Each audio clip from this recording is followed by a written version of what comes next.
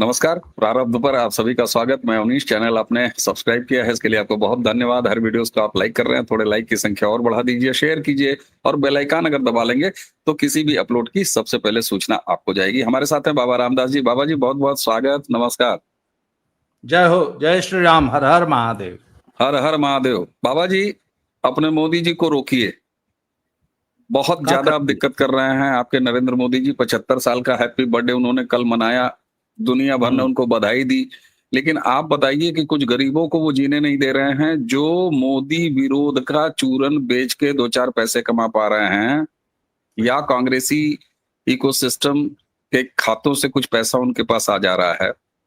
138 YouTube video और 83 Instagram post, ये सूचना और प्रसारण मंत्रालय ने दिल्ली के एक कोर्ट का हवाला आदेश का देते हुए कहा कि इसको हटा लो। ये मामला है news laundry, the wire, SW news, पत्रकार परजराज गुहा, ठाकुरता, अजित अंजुम, रवीश, आकाश बनर्जी, ध्रुव राठी और अभिसार शर्मा, इसी के साथ दीपक शर्मा वगैरह सारे पर। ये पूरे गिरोहबाज एक ही रंग के हैं। हिंडनबर्ग की उस रिपोर्ट का खुलासा होने के बाद और उसके फर्जी साबित होने के बाद, बोरिया बिस्तर समेटने के बाद, कांग्रेसी इकोसिस्टम ने ये लगातार दुष्प्रचार किया था और अब इसको हटाने का आदेश दे दिया है। विक्टिम कार्ड सर, जैसा कि एकदम लाजिमी था, खेलना शुरू हो गया है। आप देख सकते हैं कि तमाम विक्टिम कार्ड जो है वो खेले जाने शुरू हो गए हैं। रोना गाना दीपक शर्मा देखिए लग रहा है कि रात में 12 बजे उसको मेल आ गया। रवीश कुमार अलग जो है विशाल शर्मा का पोल पट्टी निकाल के अपना रो रहे हैं। और उसी के साथ जो शर्मनाक बात यह है कि एक संस्था यहाँ पर है, एडिटर्स गिल्ड। हालांकि मैं उसको एडिटर्स गिल्ड कहता हूँ। वो जब किसी राष्ट्रवादी, हमारे चैनल पर भी स्ट्राइक आई, आपके चैनल पर भी स्ट्राइक आई, वीडियोस हटाए गए, तमाम होता है, दुनिया भर की गिरफ्तारियां होती हैं राष्ट्रवादी क्रिएटर्स पर, तब ये सो कॉल्ड एडिटर्स गिल्ड सोया रहता है। इसको शर्म नहीं आती। अब ये खड़ा हो गया है कि गिरोह के काहे वीडियो हटवा रहे हैं। ये मोदी जी आपके इतना निर्मोही क्यों हो गए हैं सर? क्या है ये मामला? मतलब ये तो आजादी अभिव्यक्ति वाली छीनी जा रही है। सर, जिस दिन मोदी जी सचमुच निर्मोही हो जाएंगे ना,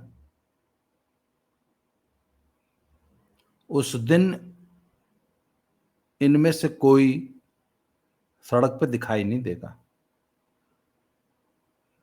आईएसआई है निर्मोही। आज तक पाकिस्तान में कितने पत्रकार डिसअपियर हो गए, इसकी गिनती नहीं है। और एक, मुझे याद है, एक वो निसार है, कोई प्रोफेसर है, हाँ, हसन निसार। वो बहुत ही रैशनल बातें करता था और बड़ा सही क्रिटिसाइज करता था। पाकिस्तान में जो कुछ गलत हो रहा है उसका बहुत सही क्रिटिसिज्म करता था। फिर अचानक मैंने एक दिन देखा कि वो एकदम अपना कुर्ता पजामा फाड़ के जो है एकदम नंगा नाच रहा है अपने यूट्यूब चैनल पे। तो मुझे समझ में आया कि इसको रात को फोन आया होगा, क्या ऐसे नहीं ऐसे बोलो। सर, एक सेकंड में उसने जो है लाइन बदल दी और उन्हीं रेडिकल्स, उन्हीं कठमुल्लों, उन्हीं उसी आर्मी, अपनी उसी आतंकवादी सरकार, आतंकवादी पोषक सरकार के गुण गाने लग गया। क्यों? क्योंकि आदेश आया था ऐसा ऐसा बोलो। सर, आज तक शुक्र मनाइए कि कम से कम किसी यूट्यूबर को डंडा करके या किसी पत्रकार को, किसी पत्रिका को के पिछवाड़े में दंड प्रवेश कर। सब संस्कृत में और इंग्लिश में बोलने पे ना गाली गाली नहीं लगती है, देसी भाषा में लगती है। तो इसलिए मैं जब आजकल मैंने सोच लिया, जब मैं आज के बाद संस्कृत में गाली दिया करूंगा तो दंड प्रवेश कर जबरदस्ती, जिस दिन सरकार कहेगी नहीं ऐसे नहीं ऐसे बोलो, अडानी तुम्हारा बाप है, बोलो, पहले 2 थप्पड़ मारेगी, बोल अडानी मेरा बाप है और ऐसा ऐसा बोलना है और बुलवाएगी, तब इनको समझ में आएगा कि निर्मोही सरकार क्या होती है। जिस सरकार में आप जब चाहे, जैसे चाहे, जिसके खिलाफ जो मर्जी विश्वमन कर दें, फिर भी आप शिकायत करते हैं कि सरकार जो है जबरदस्ती कर रही है। कोर्ट का आदेश आया है और कोर्ट ने कहा है कि बिना तथ्यों के आप किसी एक बिजनेस ग्रुप को डीफेम कर, उस पर झूठे, गंदे, घटिया, घिनौने आरोप लगा के उसके बिजनेस इंटरेस्ट को खराब करने के लिए, जानबूझ के शॉर्ट सेलिंग करने के लिए, हिंडनबर्ग जैसी फर्जी संस्था जो कि सिर्फ शॉर्ट सेलिंग करने के लिए एक गिरोह चलाती है, उसके एजेंडा को लेकर उड़ रहे हैं और इससे अपने देश के की अर्थव्यवस्था को खराब करने वाले काम कर रहे हैं। ये तो देशद्रोह की श्रेणी में आना चाहिए। सरकार तो बहुत शरीफ है, सरकार ने कुछ किया ही नहीं है। सरकार और हाई कोर्ट ने सिर्फ, कोर्ट ने यह आदेश दिया है कि आप ये पोस्ट हटा लीजिए। पोस्ट नहीं हटाना चाहिए था, इसके बाद की अगली कार्रवाई करनी चाहिए थी। और सुनिए, बहुत शरीफ आदमी है अडानी, इन सबके ऊपर मानहानि का मुकदमा करता, सारी जिंदगी इनको कोर्ट में घसीट के लेके आता और इनसे करोड़ों रुपए मानहानि में वसूलता। बहुत शरीफ आदमी है अडानी जी। नहीं, बिल्कुल आपने मानहानि वाली बात कही। देखिए, जो मिनिस्ट्री ने नोटिस दिया है उसमें दिल्ली की अदालत का जो हवाला दिया है कि एक ऑर्डर दिया था दिल्ली की कोर्ट ने, जिसमें 5 जर्नलिस्ट, इसमें रवीश, अभिसार, अंजुम, ये सारे शामिल हैं, और 3 वेबसाइट जिसका नाम मैंने बताया, 3 से ज्यादा भी बताया, वो उनके खिलाफ, अडानी एंटरप्राइजेस के खिलाफ उन्होंने जो भी सामग्री प्रकाशित की है बिना तथ्यों के, उनको हटाने का ऑर्डर दिया था। और उसको उन्होंने परिभाषित किया था कि ये मानहानिकारक वाली श्रेणी में आते हैं। आपने कहा कि अडानी बड़ा शरीफ है, शराफत मुझे लग रहा है अडानी साहब भी छोड़ रहे हैं। अभिसार शर्मा ने बताया है कि भाई सोशल मीडिया प्लेटफॉर्म पर, एक्स पर जो उसने पोस्ट किया था कंटेंट अपना, 152 एनपीएस की धारा 152, 196, 197, इसके तहत अडानी ने बाकायदे आपराधिक मानहानि का मुकदमा दायर किया है अभिसार के ऊपर। तो अब अडानी भी खामोश नहीं है, सरकार भी खामोश नहीं है। सर, मैं आपसे एक दूसरी बात कहता हूं, असम में भी अभिसार के ऊपर मुकदमे दर्ज हैं, असम सरकार में। एक चीज लोगों के जहन में आती है, और आती है, बड़े आनी भी चाहिए। तो लोग कहते हैं साहब कि उद्योगपतियों के साथ अगर कुछ हो रहा है तो क्यों वो राष्ट्र का मुद्दा हो जाता है? ऐसा कुछ है क्या? क्योंकि ये वामपंथी नैरेटिव है कि नहीं नहीं, उद्योगपति तो हमेशा चोर होता है, उद्योगपति हमेशा बेईमान होता है। तो आखिर अडानी हो, अंबानी हो, या इस तरह के टाटा जी, बिरला जी, जितने भी हो, हालांकि बिरला जी के साथ गांधी जी का क्या संबंध था वो देखा ही गया है पहले। क्या वाकई इस थ्योरी पर अब भी सोचा जाना चाहिए कि नहीं नहीं, ये पूंजीपति तो नेगेटिव ही होते हैं और इनका देश के विकास में कोई योगदान नहीं होता, और मोदी जी या कोई भी सरकार या हम आप क्यों अडानी जी को बैठ के उनके पक्ष की बात कर रहे हो, जिनके खिलाफ मुकदमा हुआ है, जिनके कंटेंट हटाए जा रहे हैं, उनके साथ क्यों नहीं है? ये एक विभेद अब आप उचित समझते हैं कि इसको नए ढंग से परिभाषित किया जाना चाहिए, जो ये वामपंथी एक स्टाइल ऑफ फिलॉसफी है जो अब तक बोई गई है? आपने गुरु फिल्म देखी है? गुरु फिल्म, गुरु, हाँ हाँ मणिरत्न। हाँ हाँ, वो असल मणिरत्नम। वो धीरू भाई अंबानी की कहानी है। उसमें बहुत ज्यादा स्पष्ट तो नहीं बताया गया, पर यह बताया गया है कि साउथ कोरिया से 3 रुपए किलो प्लास्टिक का दाना आता था। 3 रुपए किलो प्लास्टिक का दाना, उससे पॉलिस्टर का रेयन बनता था। और ये इंपोर्ट करने और पॉलिस्टर का रेयन बनाने का लाइसेंस, परमिट सिर्फ और सिर्फ धीरू भाई अंबानी के पास था। और वह उस 3 रुपए किलो के प्लास्टिक दाने को 300 रुपए किलो बेचा करता था। 300 रुपए किलो। और विमल नाम की, आपको याद है, बहुत प्रेस्टिजियस एक सीरीज आती थी कपड़े की उस जमाने में, जो विमल का शर्ट और पैंट पहनता था, शूटिंग एंड शर्टिंग, वो बड़ा पॉलिस्टर की होती थी। आज तो कोई आज किसी को पता लग जाए ना कि इसने पॉलिस्टर की शर्ट पहनी है, पॉलिस्टर मिक्स, तो बड़ा हीन भावना से देखा जाएगा। आजकल कॉटन और लिनन का जमाना है।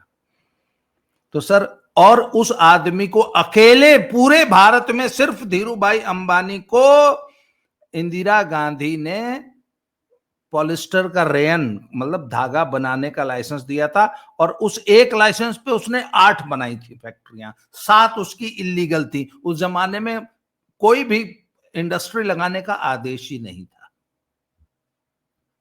सर, ये होता है कैपिटलिज्म, और ये नेहरू और इंदिरा की देन है इस देश में।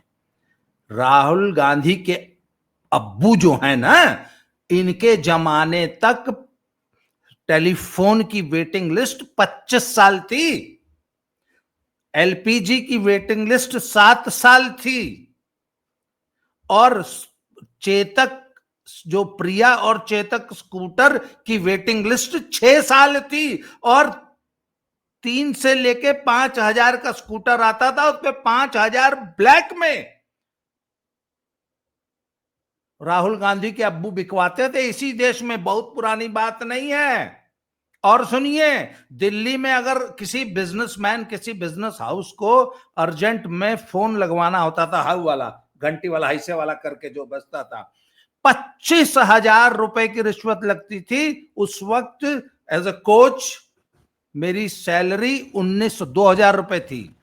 रिश्वत नहीं होती थी, रिश्वत नहीं होती थी। ये देखिए कैसे ऑर्गेनाइज्ड सरकारी लूट होती थी। उस योजना को एसटीपी योजना बोला जाता था। 25,000 रुपए की आपको दूरसंचार विभाग में जाके रसीद कटवानी होती थी। सीधे सीधे सरकारी लूट थी सर।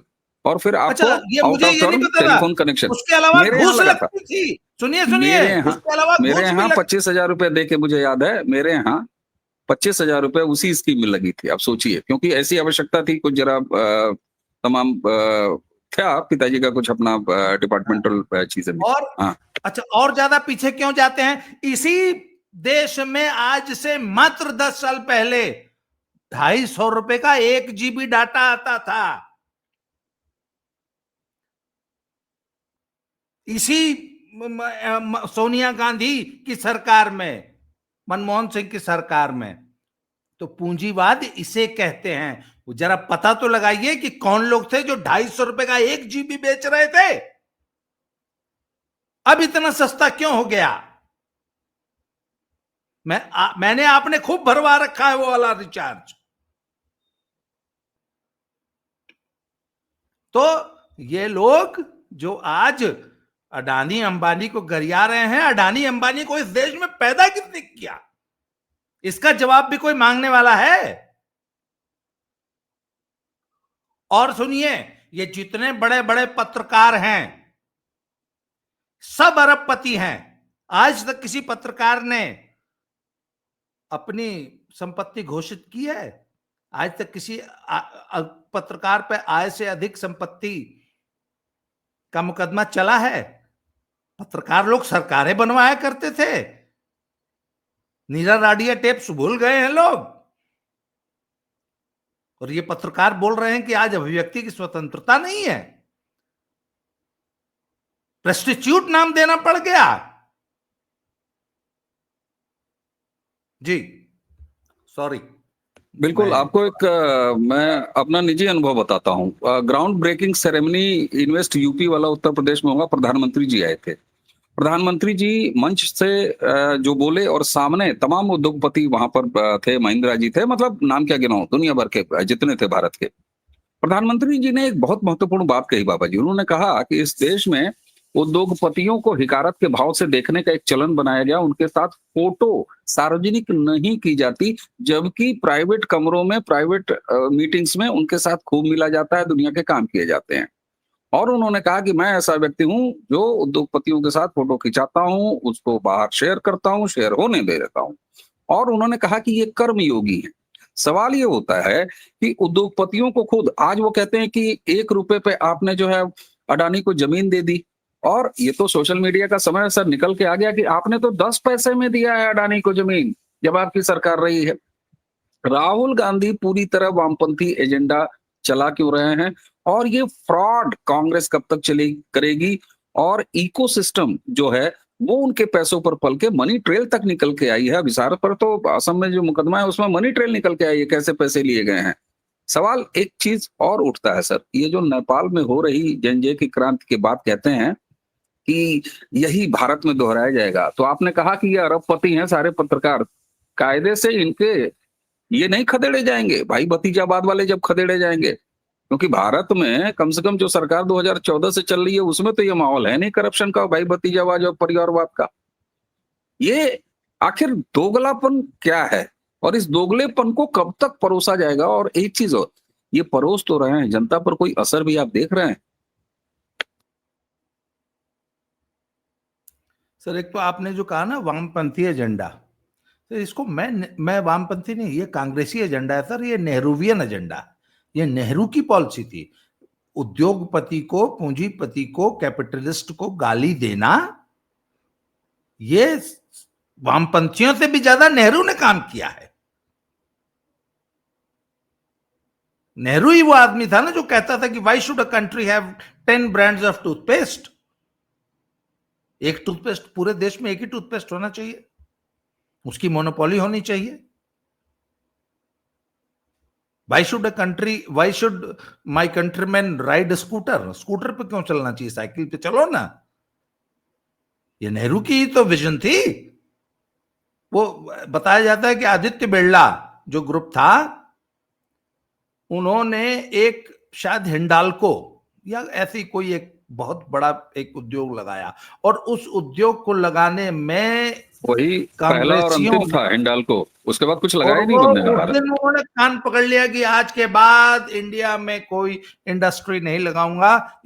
इसके बाद उन्होंने भारत के अगल बगल साउथ ईस्ट एशिया में 32 बड़े बड़े बहुत बड़े प्रोजेक्ट लगाए, 32। इंडिया में एक भी नहीं लगाया। सर ये भारत को जानबूझकर गरीब बना के रखने का षड्यंत्र था, जिसको हमारे देश की जनता कभी समझ ही नहीं पाई। अब कम से कम लोग समझने लगे हैं सोशल मीडिया पर। बात यह है कि सोशल मीडिया को इन लोगों ने हैक कर लिया है।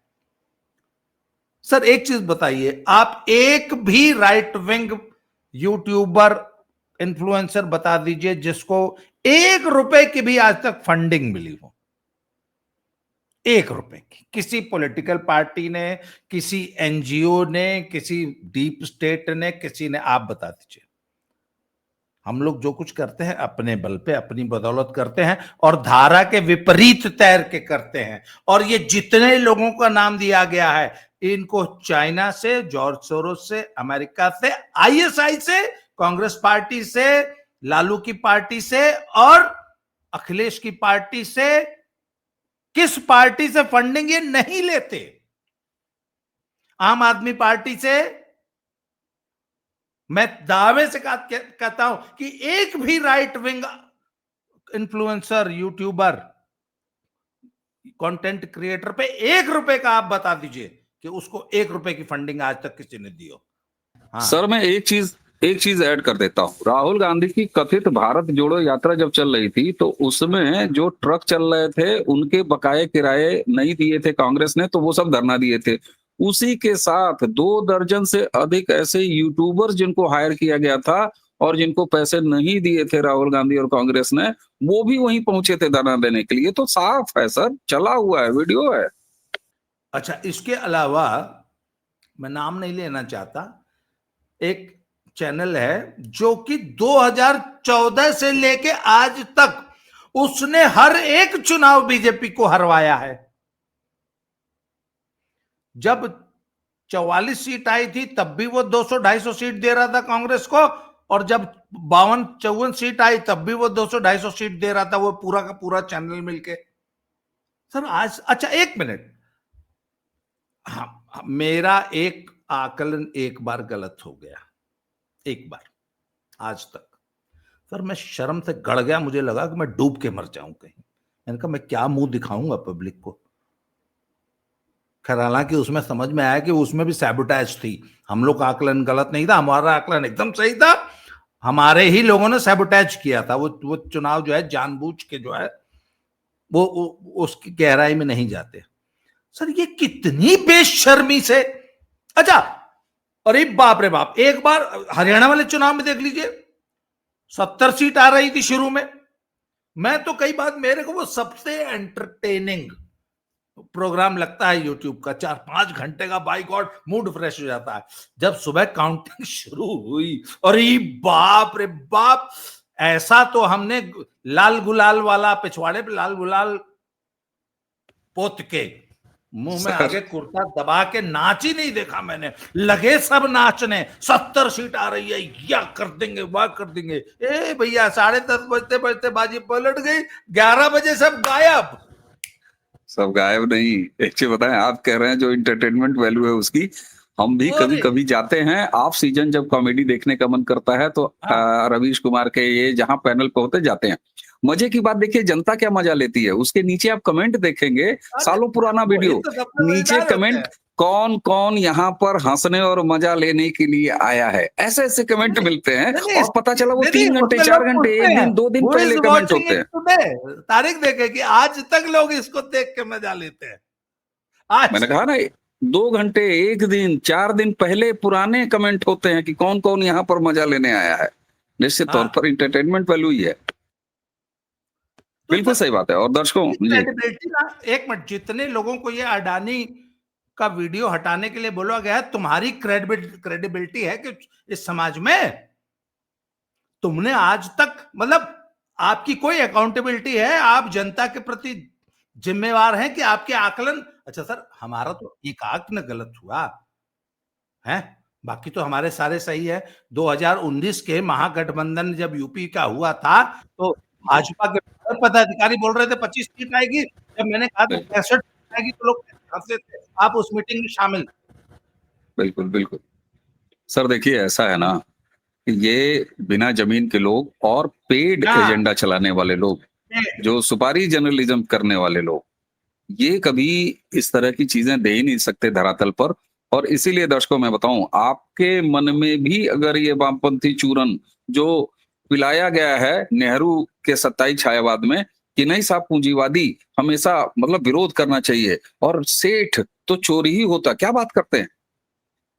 अडानी के काम देखिए, मैं कहता हूं ठीक है, वो एक प्राइवेट एंटरप्राइज हैं, और जितने भी हमारे उद्योगपति हैं वो भारतीय अर्थव्यवस्था को मजबूत नहीं करते हैं तो और कौन करता है। सरकारों का काम है फैक्ट्रियां चलाना, सरकारों का काम है धंधा करना। ये हम ही आप हैं जो एंटरप्रेन्योर बन के अपने देश की इकोनॉमी को आगे बढ़ाते हैं। इसलिए अगर भारत के उद्योगपतियों के खिलाफ झूठा और इस तरीके से फ्रॉड एजेंडा चलाया जाता है तो वो भारतीय अर्थव्यवस्था के खिलाफ हमला है। इसलिए नागरिक जिम्मेदारी बन जाती है कि हम लड़ें।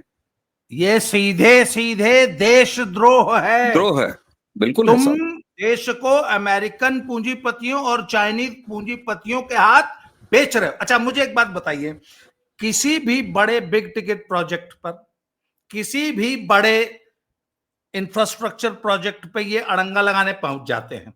एक मिनट, आज एक बहुत बड़ी लॉबी है जो एथेनॉल का विरोध कर रही है। एथेनॉल का इंपैक्ट क्या है समाज में, मैं इतना बता दूं आपको, क्योंकि मैं तो एक ऐसे व्यक्ति से बहुत आप जानते हैं, नाम नहीं लूंगा मैं, ऐसे व्यक्ति से जुड़ा हूं जो कि एथेनॉल प्रोडक्शन में शामिल है। उसका एक बड़ा एथेनॉल प्रोजेक्ट चल रहा है। पंजाब में मक्की 1200-1300 रुपया बिका करती थी और बिहार से 900 रुपया जाती थी किलो। आज बिहार में वही मक्की 2400 में मिल नहीं रही है। कहां 900 कहां, और ये टर्न अराउंड सिर्फ 4 सालों में हुआ है। तो हमने पूछा भैया ऐसी क्या आग लग गई, बोले एथेनॉल। एग्रीकल्चरल प्रोड्यूस, किसान को इतना जबरदस्त फायदा है एथेनॉल से, और उसके खिलाफ कितना घृणित, कितना कुत्सित, कितना घिनौना अभियान यही यूट्यूबर चला रहे हैं कि सरकार, एक मिनट, एक तो मैंने पढ़ा कल कि सरकार पेट्रोल में मिलावट करके देश को लूट रही है, गरीब आदमी को। एथेनॉल, अफसोस बाबा जी, अफसोस इस बात का होता है कि कई मासूम राष्ट्रवादी और गंभीर लोग इन फ्रॉडगिरी में आ जाते हैं। इसीलिए मैं कहता हूं दर्शकों कि ऐसे फ्रॉडों पर लगातार बातचीत होती रहनी चाहिए। जी बाबा जी, अंतिम टिप्पणी। अच्छा, अंतिम टिप्पणी है सर कि वंदे भारत का विरोध चल रहा है, जितने भी बड़े प्रोजेक्ट लग रहे हैं। अच्छा एक मिनट, अडानी ने जो अभी 25,000 करोड़ रुपया लगा के बिहार में भागलपुर में जो थर्मल पावर प्रोजेक्ट लगाने का, उसका कितना विरोध चल रहा है इस समय? 1 रुपए में जमीन दे दी, 1 रुपए में जमीन दे दी। तो सर ये देशद्रोही हैं जो देश में कोई भी बड़ा प्रोजेक्ट नहीं आने देना चाहते। ये किसके इशारे पे विरोध करते हैं? नेचुरल है, भारत के विरोधी जो बाहर विदेशी ताकतें हैं, जो विदेशी हाँ, लोग हैं, उनके लिए विरोध वो करते हैं। भारत में कोई भी बड़ा प्रोजेक्ट नहीं आने देना चाहते।